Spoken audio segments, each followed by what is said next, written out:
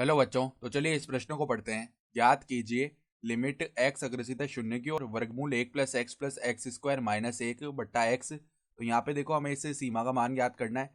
तो प्रश्न में आगे बढ़ने से पहले इस प्रश्न से संबंधित जो मुख्य उदाहरणा है उसकी हम चर्चा कर लेते हैं। तो देखो मुख्य उदाहरणा, तो यहाँ पे देखो, हम जानते हैं कि a-b गुणा में a+b जब भी ऐसा लिखा हुआ होता है तो इसका मान किसके बराबर आता है, a² माइनस में b² के। ठीक है, तो अब देखो जो दी हुई सीमा है उसको हम एक बार l बोल लेते हैं। तो l बराबर लिमिट x अग्रसित है शून्य की ओर, यहाँ पे देखो वर्गमूल में क्या है, 1 + x प्लस में x²। ठीक है, माइनस में है 1, बट्टा में क्या है, x है। तो अगर हम सीधा ही x को शून्य की ओर अग्रसित करवा देंगे तो यहाँ पे 0/0 का रूप बनेगा। तो देखो इस सीमा का मान ज्ञात करने के लिए हम क्या करेंगे, यहाँ पर लिमिट देखो x अग्रसित है शून्य की ओर, यहाँ पे देखो वर्गमूल में 1 + x प्लस में x² माइनस में 1 में x लिखा हुआ है। तो अब हम क्या करते हैं, देखो यहाँ पर ऊपर हम गुणा कर लेते हैं किससे, वर्गमूल 1 + x प्लस में x² प्लस में 1 से गुणा कर लेते हैं। और ऊपर गुणा किया तो नीचे भी हमें गुणा करना पड़ेगा, 1 + x + x² प्लस में 1।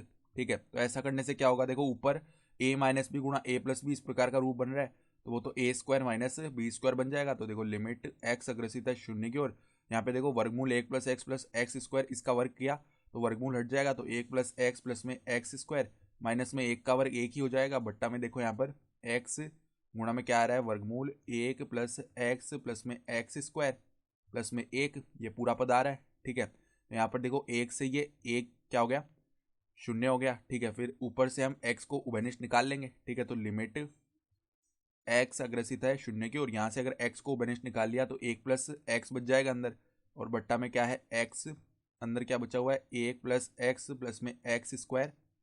ठीक है, और प्लस में है 1। तो यहाँ पे क्या हुआ, x से x एक बार विभाजित हो गया।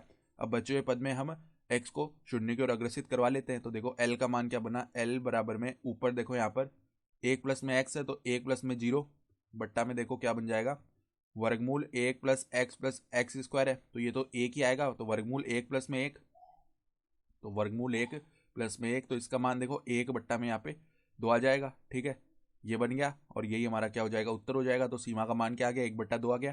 तो आशा करता हूँ कि आपको ये प्रश्न समझ में आया होगा। धन्यवाद।